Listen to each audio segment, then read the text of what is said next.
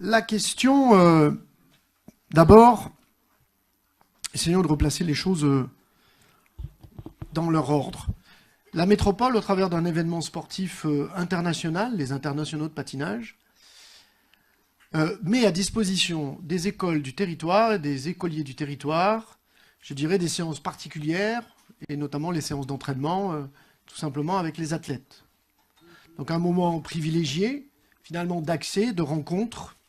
C'est un des premiers éléments qui sont discutés d'ailleurs avec la Fédération française des sports de glace, puisque c'est une discussion assez nourrie que nous avons avec la Fédération française.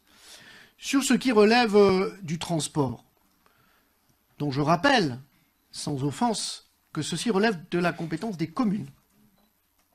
Néanmoins, là où nous devons travailler, et la métropole est prête et le vice-président est prêt à le faire, c'est travailler bien sûr avec, je dirais, le syndicat mixte des transports en commun, mais également avec l'Académie de Grenoble.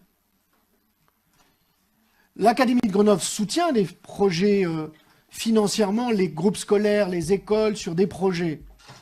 À un moment donné, il faut aussi que l'État puisse contribuer d'une certaine façon, l'éducation nationale puisse contribuer là aussi. Et ce n'est pas que de la responsabilité ni des communes, ni de la métropole à assumer seule, je dirais, Donc, je pense qu'il faut travailler ce sujet.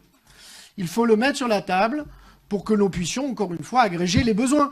Et ceci, d'ailleurs, s'adresse pour l'essentiel aux communes qui sont les plus éloignées, où le temps de transport en commun serait assez rédhibitoire, finalement, pour accéder à la patinoire. Donc il faut travailler surtout sur ces communes-là, mais peut-être que, je dirais, d'autres acteurs sont peut-être aussi intéressés dans le financement des politiques sportives aujourd'hui.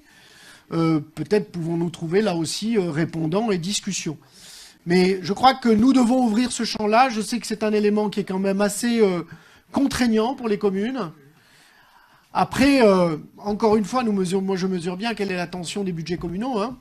Notamment là-dessus. Les communes peuvent avoir des régies de transport ou pas de régies de transport, peuvent avoir des marchés avec des autocaristes, etc. Néanmoins, il faut qu'on discute des options qu'on peut trouver là-dessus.